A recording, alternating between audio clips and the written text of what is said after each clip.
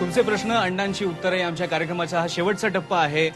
MIT college Pune या प्रांगणामध्ये आपण आहोत। अनेक तरुण या ठिकाणी आलेत अण्णांना बघायला, अण्णांचं बोलणं ऐकायला, अण्णांकडून मार्गदर्शन घ्यायला, अण्णांना प्रश्न विचारायला। आतापर्यंत अनेक प्रश्न विचारलेले आहेत मुलांनी।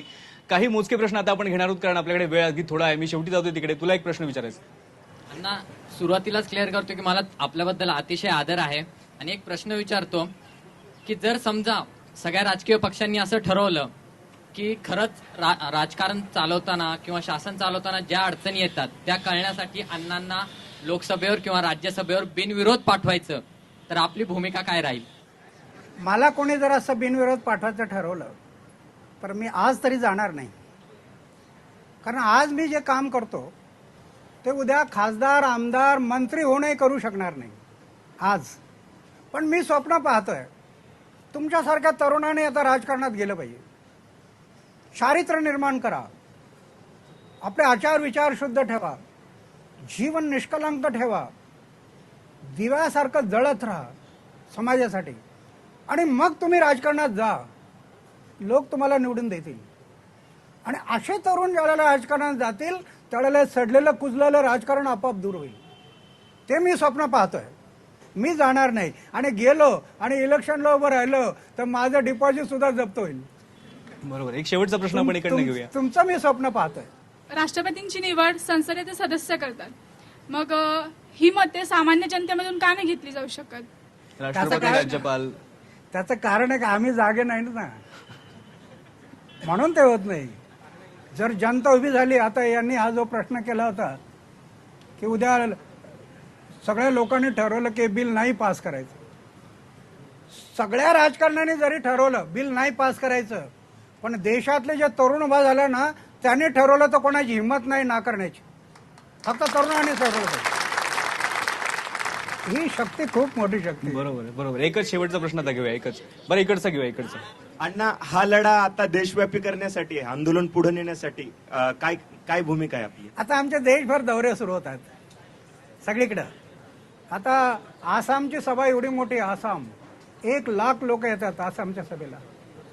आसामचे एवढे नक्सलाईट लोक आहेत, पण तरी सुद्धा त्यांनी ठरवलं की 1,00,000 लोक आमच्या ह्या सभेला येतील। अण्णा, एक शेवटचा प्रश्न फक्त विचारायचा आहे। तुम्ही सांगितलं की तुम्ही सभा घेणार आहात, तुम्ही तरुणांना भेटणार आहात, तुम्ही देशभरात जाऊन लोकांना भेटणार आहात। आज हेच तरुण आहेत जे फेसबुकवर होते, ट्विटरवर होते, हेच तरुण आहेत जे मेणबत्ती घेऊन रस्त्यावर उतरले, हेच तरुण आहेत जे मैं अण्णा हजारे ही टोपी घालून रस्त्यावरती आले। त्यांच्या शक्तीमुळे आणि त्यांच्या सहभागामुळे आंदोलनाला यश मिळालं, पण तरी सुद्धा या पुढे जाऊन या सगळ्या तरुणांना एक तुम्ही कार्यक्रम देऊ इच्छिता का की तुम्ही तुमच्या वॉर्डात हे करू शकता, तुम्ही तुमच्या रोजच्या जगण्यात हे काम करू शकता? नाही, आता मी सांगितलं ना, ज्या कॉलेजमध्ये शिकतात तिथेही तुम्ही असं संघटन करा, समविचारी लोकांचं कॉलेजमध्ये करा, जिथं राहतो तिथे करा। आणि असे एकदा ग्रुप तयार झाले की संबंध देशभर असे ग्रुप तयार झाल्यानंतर एक एक प्रश्न घेऊन आपण सोडायला सुरुवात करू। ते एक प्रश्न, एक एक प्रश्न। पण हे करताना माझी विनंती आहे तुम्हाला सर्व तरुणांना, दैनंदिन जीवनामध्ये जसे तुम्ही ध्येय ठरवता आपल्या जीवनाचे, तसं एकांतात बसा, माझ्या आयुष्यात मला नक्की काय करायचं हे ठरवा। फक्त स्वतःसाठी जगणारी माणसं ही कायमचीच मरतात, इतरांसाठी मरणारी माणसं जगत असतात। हा इतिहास आहे, हा आमचा इतिहास आहे। हा विचार आम्ही केला पाहिजे। बरोबर आहे। मला वाटतं अण्णा जे सांगतायत ते खूप तळमळीने सांगतायत आणि वारंवार ते हे सांगतायत की युवा शक्ती ही खूप महत्वाची आहे।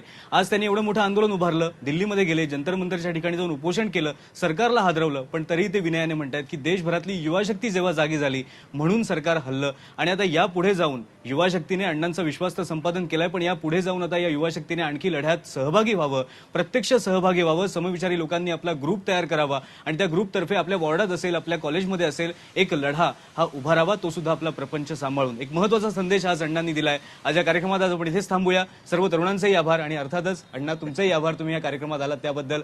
पण या कार्यक्रमाचा शेवट, या कार्यक्रमाचा समारोप अर्थातच आज आपण करणार आहोत, तो राष्ट्रगीताने सगळ्यांना मी उभं राहायचं आवाहन करतो। जनगण मन अधिनायक जय हे भारत भाग्य विधाता, पंजाब सिंध गुजरात मराठा द्राविड उत्कल बंग, विंध्य हिमाचल यमुना गंगा उच्छल जलधि तरंग तव शुभ नामे जागे तव शुभ आशीष मागे गाहे तव जय गाथा जन